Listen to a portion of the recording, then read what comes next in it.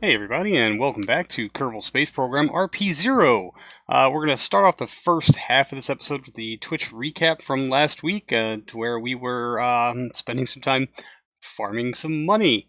We have this ostrich station in low Venus orbit, or really medium Venus orbit, I guess, that can radio back some information for us, and each radio in is like almost 50,000 Kerbucks. And then, of course, we have our Kerbal Orbital Laboratory in low Earth orbit that is working very hard to generate some science bucks for us to radio in. Of course, there's just wasn't a whole lot for them to gather, as much as I thought, but they'll radio in what we can. And every 10 days or so, we can switch back here to Ostrich Station and radio in another batch of 50,000 Kerbucks, which is very, very much worth it. So we just took a little break there to tend to other things, but then came back and radioed in another round before jumping back to the SKS Heavy here in low Earth orbit, just to make sure they can radio stuff in, and then right back out to Venus. We did repeat this just a few times because we need to raise some money so that we can start building our modular Mars surface base project M97. That I think we've finally cleared all the hurdles I would like to clear before we go ahead and put it in production. And then the last thing we are going to address on this live stream, or as many of them as we could, was the arrival of our supply pods and our Mars descent vehicle and our Mars crew at Mars. Now, none of these pods I would call absolutely essential, although this one, our fuel pod, which we launched the wrong variant of, it lacks the heat shield necessary to Aero capture into Mars orbit. However, we're greeted with a very fortuitous situation in that our transfer window and our, I guess, our headings, our telemetry, our trajectory is leaves us with a very, very, very cheap Mars capture burn. In some case, I think in this case, less than a kilometer per second. What are we looking at that? No, 1.1 kilometers per second, which is a solid 2 kilometers less than I normally budget for Mars capture. So even though the runtime on this engine would be exceedingly long, this is a fuel resupply pod, which if you're wondering why we have an hour and a half of runtime on this AJ-10, it's because it's actually supposed to deliver most of this fuel to Harmonia Station so that we can refuel the Mars descent vehicle for its uncrewed test run after everything else has arrived. Of course, I timed the burn very, very badly, and we were way, way, way past our periapsis by the time we actually got this thing to capture, but we would shut the engine off just as soon as that path line curls its way around and puts us in a orbit, although it won't actually be an orbit because it's going to impact the surface with our periapsis being way, way, way below surface level. It already is by almost 300 kilometers, but we'll set a waypoint for that and then move on to our next capture, which is a Charlie resupply pod. This is the life support pods. That one of these will sustain a crew of 6 for several years, and turns out we already have a full one on station, plus a little extra. But I intend on keeping Harmonia Station stocked with a crew for probably the next 10 years or so. So it really helps to have a couple of these, if not on direct standby dock to the station, parked somewhere in low Mars orbit so that we can access them easily should supplies start to dwindle. But it looks like the 2 that we sent out this window are perfectly on course, and getting them to Harmonia Station shouldn't be too much of an issue. There was the 2 depletion burn of our B upper stage. That killed off a good, I want to say almost 2/3 of our Delta V needed capture, and now we will swing around and start the Aerobraking phase of this entry, for which I will turn you over to Old Me live during the broadcast. Did it separate? Are we clear? We are clear. Thank God. And the engine even activated. That's a miracle. Hooah! Alright. As long as it doesn't come back and bite us in the ass. Literally, we should be in pretty good shape here. My heart rate is a little elevated, Albacore. Alright. We only have to bleed off 0.5 kilometer per second. This should be a nothing burger. I haven't done this in a very long time, so I'm very, very nervous. Like I said, if this one blows up, not the end of the world. We have spares. It'll be okay. Things will end up being mostly okay. No comms. Blackout atmosphere. Let's lean in. And you hold prograde no matter what.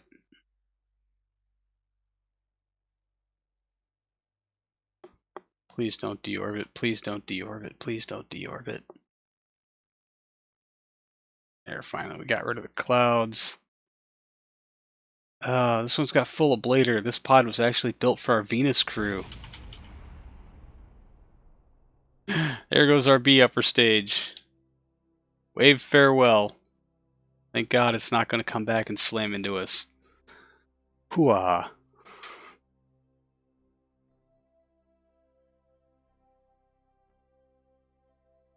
Not yet, but I'm actually a little shocked it hasn't exploded.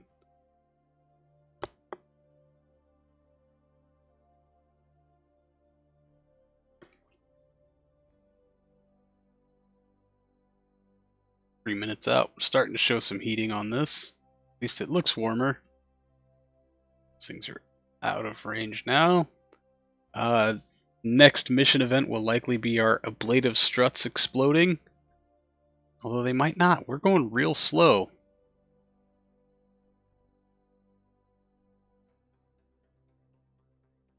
How's our speed looking? Pretty good.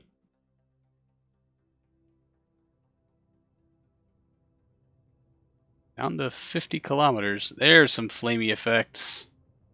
Not very much, but they're there. Come on, Mars. Work your magic.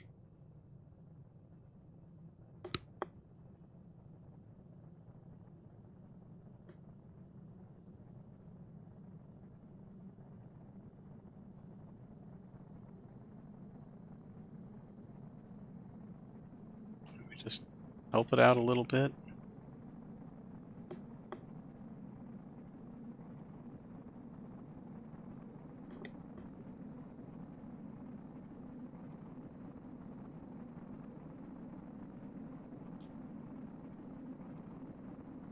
There's capture. Yes. Still descending, so we're going to end up in a slightly lower orbit than what we anticipated. We in physics warp? That is going down real fast.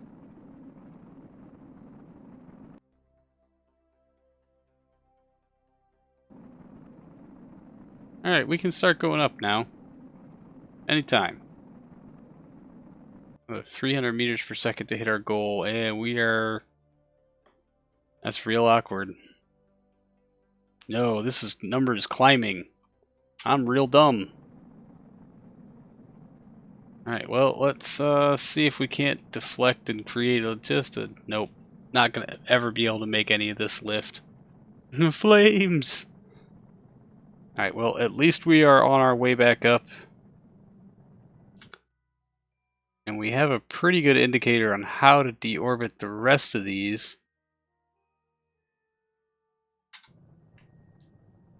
42 kilometers and climbing?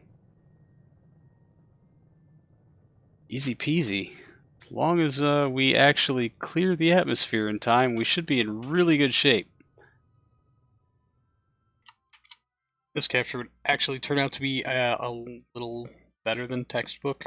I would say, well, we captured in a little lower than I would have liked. It's going to cost us a couple extra meters per second on our plane change maneuver, but the difference of planes is about 2 some odd degrees, so it was gonna be real cheap anyway. So that turned out very, very lucky for us. This turned out to be like the best Mars window we've ever had for the space program, so I feel pretty good that we took full advantage of it and sent out a whole bunch of supplies even though we might not need them. So our delayed radio command for deploy has gone through, our solar panels are back out, and we have reestablished comms. We will eject the heat shield. Didn't do us a lot of good, but all of our sandwiches are still quite cold.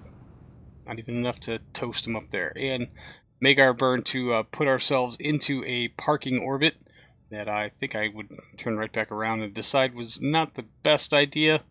We are going to have to make several aerobraking passes to get this into a lower orbit later anyway. But for now, parking orbits work out pretty well, so that we can just go ahead and get everything in orbit, and then I can worry about these things one by one instead of having to switch vessels 10,000 times, which did cause KSP to crash on me at least once during this live stream, and several more times during the footage that follows. So this does conclude the live stream portion, where we still had yet to make this inclination change burn, but we would go ahead and take care of that. Well, at least I would take care of that on my own, as we'll go ahead and up that inclination, or zero out our inclination as best we can, and then I'll wait till we make another pass to lower our periapsis down to within Mars's atmosphere, so that we can make a couple of braking passes through it. We tend to set the periapsis for this between 60 and 70 kilometers. There's not enough atmosphere here at Mars to really affect much of anything, let alone tear those solar panels off, although sometimes I do find myself being surprised on the quirkiness of KSP. We'll just go ahead and turn the RCS off and let this thing just kind of flail wildly in the wind. It does end up just creating more drag, and we have plenty of time before our next responsibility shows up at Mars, so this is what aerobraking passes tend to look like. Just going through this over and over and over again, physics warp to actual time warp repeat, while trying to keep a pretty close eye on that apoapsis and the rate in which it changes. But we do have another pending responsibility in our Mars descent vehicle. The frame rate killer herself has made the switch into Mars SOI, and this is not an aero capture maneuver. We will be propulsively capturing this into Mars orbit after a very small correction to put it on a good heading for Harmonia Station. We will be making some aerobraking passes, however, later on to save fuel, but with that node corrected, we can jump back to our Charlie resupply pod. It has not been put on a corrective parking orbit, so we do still need to keep tabs on it for a little while, but we'll go ahead and make sure that it is now in its parking orbit so we can ignore it for a good long while. Also, I'll set the node here on the beta pod. I'm pretty sure that's what we called it. I honestly can't remember, to make sure that we can correct inclination and make sure it's not on a collision course before jumping back to the MDV and starting our capture burn from the stage that was actually supposed to be used just for capture. We have ended up dumping a lot of fuel into this thing, as far as being able to just get the heavy bastard all the way to Mars, but we have now captured. So any excess fuel from the capture stage we can now pump back into the descent vehicle itself. Any excuse to get rid of some parts at this point I think are going to be well warranted. We did bring a spare ELE engine after all, so there's no reason not to put some runtime minutes on our current one. The crew's going to swap it out as soon as all of the necessary parts are docked at Harmonia Station anyway. So there is the decouple of our capture stage, which was also helping kill our batteries. We'll just try to equalize out as much of the fuel as we can here. Make sure that those thruster pods on the side that we used for heading assist are all nice and topped off and even. It's very important that we have all of those fueled up. Also, yeah, they're each of those thruster packs, those little fuel bubbles are their only source of fuel, so if they run out, we just have a dead set of thrusters. So we'll go ahead and warp on out to our apoapsis, or at least somewhat close to, because we do plan on deorbiting the capture stage. I just wanted to make sure we had a node plotted for our telemetry correct on the descent vehicle. Although I think we shot right past some of that. Now we just need to make our plane change maneuver, or are we making our heading adjust? Yep, plane change. That's what I thought it was going to be. So we'll try to zero out as much of that as we can. Also making sure that we can run some fuel through that ELE. It'd be really a bad time if we had a failure on ignition. So our descent stage will just cut sharply through the Martian atmosphere, and because it's a wide, flat disk, will actually slow itself down far enough to bounce across the Martian surface before completely breaking apart and not at all having me go into the tracking station and delete a bunch of things manually. So we are now at the arrival of our second Charlie pod, which is actually coming in on a course that would take it right past Harmonia Station, and in a momentary lapse of judgment, I ejected the heat shield, thinking, let's just go for rendezvous right away. Why not? Oh, yeah, it's because we do not at all have the fuel for that. That would be something like 2,500 meters per second. Yeah, but we can come within a couple of hundred meters of it, which itself is pretty cool. We'll still have to aerobrake down into a much lower orbit, but you know, hey, that's fine. At least we'll get to wave at the station as we go flying past. So we just jumped out to the Bravo pod out there, the fuel pod, to just let some time warp go by, and we'll get this into position for that last firing of that B upper stage on that HG3 main engine. As we approach Harmonia Station, we will be doing a relatively close flyby, although our separation at closest approach is growing pretty rapidly. As we burn through all of this B upper stage, we'll just make sure we can top off the rest of the fuel from it as we go streaking past at more than 1 kilometer per second relative to the station itself. No big deal though, because we are captured into a pretty nice orbit. So we'll just let the computer run the ejection and display, and then get our solar panels and our comms extended, because we need to make sure that's going to be something that's okay before switching back out to our B upper stage and making sure that we can get it deorbited appropriately. And with the thruster fuel exhausted, we'll just have to hope that 2 some odd kilometers is enough. Turns out, yeah, that balloon tank at the center of it pops pretty quick. The solar panels follow a couple of minutes after that, which surprises me. Balloon tanks less resilient than fully extended solar panels, and then the whole assembly will hit the dirt at about 3 kilometers per second, rendering it completely gone.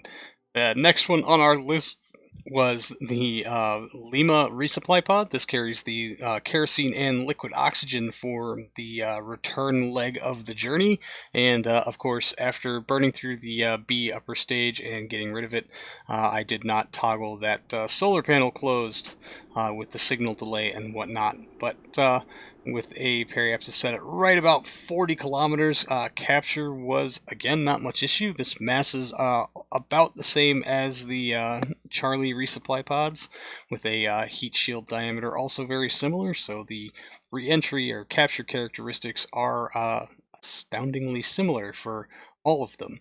But with capture done, we would warp out to our boot maneuver, which took place about 45 minutes later, and then eject the heat shield and get ourselves directly into a parking orbit, because I want to ignore this one for a while now, in favor instead of continuing to aerobrake one of the Charlie resupply pods.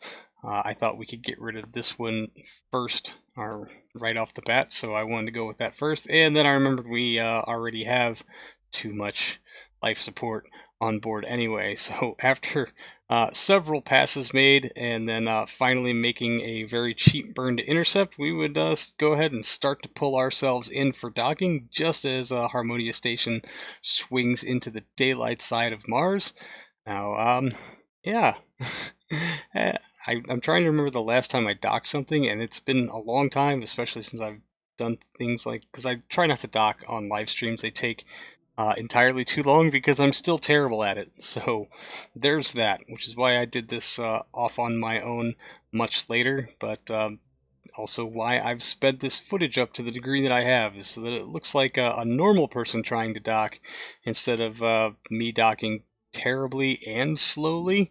Because yeah, we are taking quite a frame rate hit here at Harmonia Station, although still green clocked. It just didn't feel very fast. I did spend about 45 minutes cleaning up old craft rather ruthlessly from the save file to bring our active mission count down from almost 90 to just a little over 50, I think. We did lose some legacy missions that I was keeping around for sentimental values, but I think keeping this game running, especially when we're going to get pretty heavy on the part count here very soon, takes precedence. And speaking of which, our crew in the BPR Block 1 and the Chestnut capsule have made their arrival at Mars, and I forgot to reactivate the two outside HG3s, which explained our 3 minutes of runtime to do most of the work of getting us into orbit. We would then deploy the fairings and let the Chestnut spacecraft light that main engine for the first time this leg and power itself into a pretty solid orbit of Mars. Now, again, we're only off our degree by about 2 some odd degrees, so that's a pretty big bonus for us. The other bonus is because our Mars transfer was so cheap, we are coming into this with enough fuel sitting in the spacecraft currently to just return to Earth without any real refueling, which is kind of incredible. Really makes me not feel bad about leaving that Lima pod in such an awkward parking orbit. For some reason, 2 of the solar panels being extended makes that thruster thinks that it is obstructed and will not fire, and we need that fuel to drain evenly, or as evenly as we can. But a quick refolding and then redeploy seems to have corrected the issue. This is our first Aerobraking pass after changing our inclination and adjusting ourselves, of course, onto a Aerobraking course. We will make a couple of consecutive passes on this, just letting the crew get shaken around. I'm sure it's a very fun roller coaster. Experiencing some kind of G-force even laterally has probably got to be pretty good for them after 100 and 200 some odd days in pretty much 0G floating around in not the best spacecraft ever.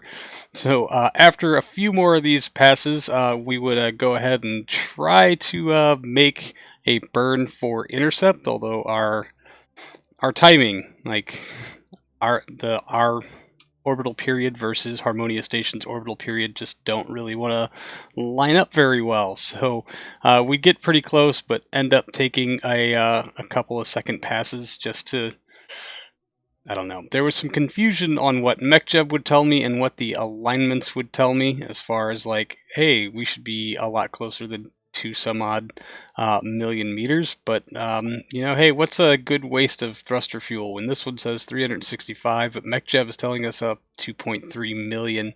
Yeah, that would be after next pass, I thought. So we went ahead and took the pass, and yeah, it's not really a thing. So we'll go ahead and take another lap, and at this point I started to run out of patience and time to record, because all of this is extraordinarily time consuming when you do it in real time for like 4 different things. So we'll take another lap, and then finally things are starting to get close enough to where you might just be able to brute force it. 126 meters per second is not all that bad, and what really shocked me about all this is that we had burned enough thruster fuel to get back the Delta V on the main engine to still put us at a little over 4 kilometers per second. So we were just going to go ahead and take that 120 some odd meter per second main engine ignition, and then try to walk the distance down on RCS, which mostly worked. we do induce this roll a little bit, which is not the best. I think again there's probably a thruster not firing that should be, and it's a little irritating. But we'll go ahead and open up our reserve tanks and pump all of our fuel into there, just so we have a unified fuel tank of aerosine and nitrogen tetroxide, and that all of our thrusters should now be firing before Harmonia Station finally does come into view. And with just a few hundred meters off the bow, we will overburn on our engines by a fair enough margin, 10% maybe, 3%, something like that, and then try to correct for it, because I really did not want to use another ignition. We are down to 6 remaining ignitions. I would like to keep at least 3 ignitions for our return trip, so I guess technically I have twice as many ignitions as I actually need, because I do not foresee Chestnut having to go anywhere. It is always nice to keep a couple of spare ignitions around in case you have to go perform a rescue operation of a Kerbal coming back from the Martian surface and the ascent vehicle runs out of fuel. From experience, we've had that happen once, so it's nice to have a spacecraft that can just jump out and go get them. And so now we are on our final docking approach, and let the pain begin. We've already dented that docking port pretty badly. So yeah, par for the course. I can assume that docking port has already been dented by the last Chestnut spacecraft to make this approach, which yeah, the thrusters could really use a balance pass. And I could probably use a lot more practice, as there's another nudge. It looks so much worse when you speed the footage up. That was really like a long, slow grind. You have to remember, this is sped up like 8 times, so every motion just seems like it carries a lot more weight to it than what it felt like at the time. So now we're on like our 15th, 16th attempt to line things up and get ourselves pulled in for a docking. It's not going particularly well, so we'll switch over to Harmonia Station and try to line the docking ports up this way. Me being a terrible pilot, or just not knowing which key corresponds to which direction, so it's not going to go particularly well there either, but we can at least try to keep Chestnut angled in at the docking port as we just try to grind off enough paint to create a airtight seal so the crew can move through. And finally, we have hard dock. Mars crew, was this 4? Yep, Mars crew 4 is safely hard docked to Harmonia Station, and we can begin the top up and transfer. We do this first just in case something goes horribly wrong and we have to decouple and then leave. It's always nice to make sure you've got a full supply of life support in the return vehicle that is locked, just to make sure we don't accidentally use it or forget to fill it before it's time to leave. We'll also transfer back over a whole lot of aerosine and nitrogen tetroxide, just to make sure that we have that reserve. Anything that comes up after this, or anything that we still have on board the station, or those 2 pods, we can go ahead and use to refuel the Mars descent vehicle for its trial run that will be coming up here shortly. We did also empty the last little bit of kerosene and liquid oxygen out of this older variant Lima resupply pod, which is now pretty much empty. We've got a bunch of fuel in it, but we're going to go ahead and use it as a disposal craft. And this extra little life support tank that we have been trying to get rid of for literally 3 years now is finally empty. Thank goodness. So if we can ever actually dock to the dang thing, there we go. We'll attach it to this resupply pod, angle it to retrograde, and fire that main engine to deorbit it thoroughly into the surface. Maybe we should have seen it off, but at this point, I didn't really care. We got to get crew on board. We got to get the science rolling. We've got to get all these things booted up so that we can start doing stuff and start getting paid for all of these scientific adventures that we are going on. So the very first task will be to get the engineer into her luxurious quarters, because engineers are always the most important, and get the science rolling. So that's going to do it for this one, everyone. Thank you so much for hanging out. I really do appreciate it, and I will see all of you in the next one. So until then, see you later.